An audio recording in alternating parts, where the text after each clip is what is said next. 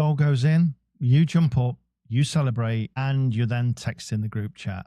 Then suddenly, the referee stands still. The players all look confused, and someone's finger is glued to their ear like they're taking a call from their mum. Recognise that? Welcome to VAR, football's most dramatic buzzkill. But what exactly is going on? VAR stands for Video Assistant Referee, and it's basically a group of officials sitting in a room full of screens watching the same game as you, but with better angles and a lot more pressure. Their job is not to referee the whole match again, and they're not there to ruin your weekend for fun. They're there to step in when something has gone clearly wrong. Just think of them as football's version of, are you sure about that? Here's where most people get it wrong though with VAR.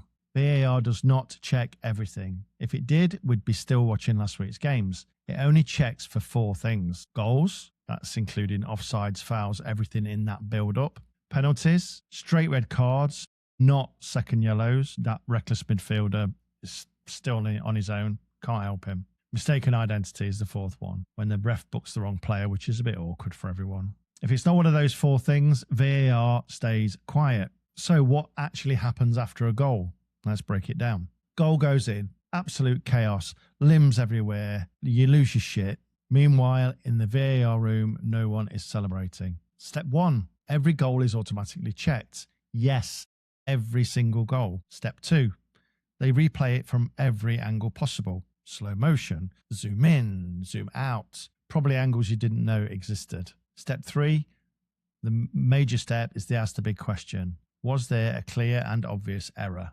Not, was that a bit dodgy, or could we argue about this for 3 hours? Clear and obvious. If everything looks fine, they say, check complete, and you enjoy your goal eventually. If not, they stop the game, and the referee either accepts the decision straight away, like offside nowadays with the technology that they've got, or jogs along to the little screen to watch it themselves. That is the longest walk in football other than the penalty shootout. And yes, the referee still makes the final decision.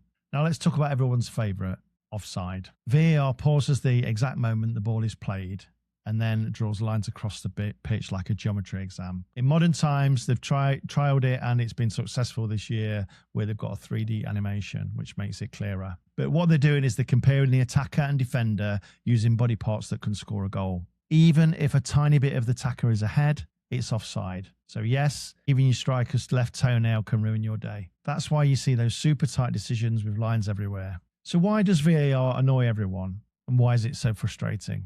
Well, 2 reasons.